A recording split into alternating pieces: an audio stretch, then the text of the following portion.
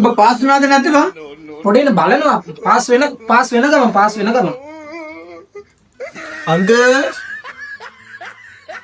Uncle මම school first වුණා.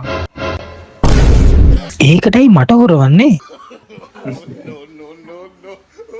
මෝගේ පේපරේ බලන් තමයි ලිව්වේ අපිත් පාස් වෙමු කියලා හිතමු එන.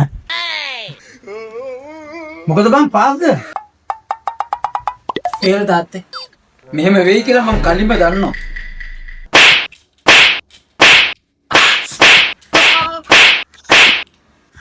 ගාලා බෙල්ට් එකත් කල්ලෙක. ඇඟිල්ල අලුත් එකක් අරන් යන්නම්කෝ.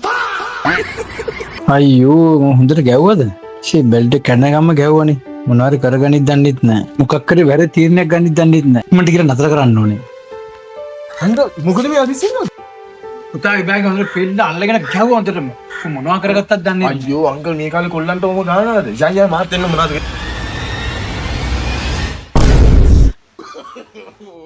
උඹ කවදාවත් හැදෙන්නේ නැහනේ. කාලා ගන්න.